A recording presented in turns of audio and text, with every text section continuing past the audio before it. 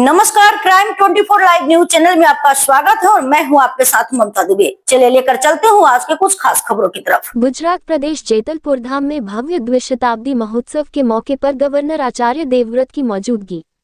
Natural खेती में इंसानी जीवन का कल्याण और देश की आत्मनिर्भरता समाहित है। गवर्नर आचार्य देवव्रत गवर्नर ने स्वामीनारायण संप्रदाय के संतों और भक्तों से नेचुरल खेती अभियान से जुड़ने का आह्वान किया।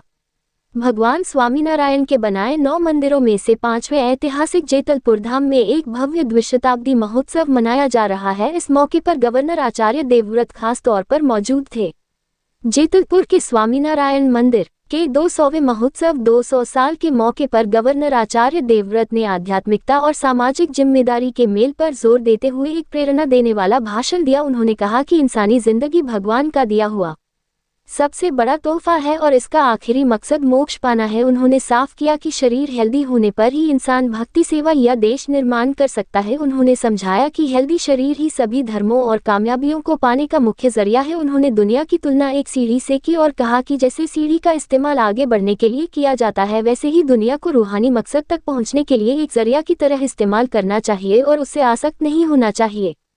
केमिकल खेती से होने वाले गंभीर नुकसान पर चिंता जताते हुए गवर्नर ने कहा कि पिछले 40 सालों में कैंसर, डायबिटीज और दिल की बीमारी जैसी बीमारियों के बढ़ने का मुख्य कारण खेती में यूरिया और डैप जैसे जहरों का इस्तेमाल है। इन केमिकल्स ने न सिर्फ मिट्टी बल्कि ग्राउंड वाटर और यहाँ तक कि जानवरों के दूध, जिसमें माँ का दूध भी शामिल है, को भी गंदा कर दिया है। साइंटिफिक रिपोर्ट्स का हवाला देते हुए उन्होंने चेतावनी दी कि अगर हम आज नहीं सुधरे तो अगली पीढ़ी को बंजर जमीन देंगे।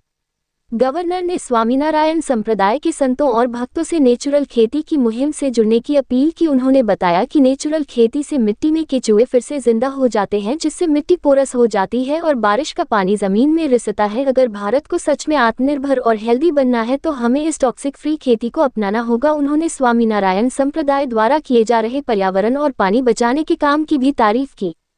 कार्यक्रम के दौरान लालजी महाराज ब्रजेंद्र प्रसाद जी महाराज ने भाषण दिया और कहा कि नेचुरल खेती को बढ़ावा देने के लिए गवर्नर की कोशिशें संप्रदाय के मूल्यों के मुताबिक हैं। शिक्षापत्री की 200वीं सालगिरह के मौके पर कालूपुर स्वामीनारायण मंदिर ने अहमदाबाद में 5 लाख पेड़ लगाने का संकल्प लिया है।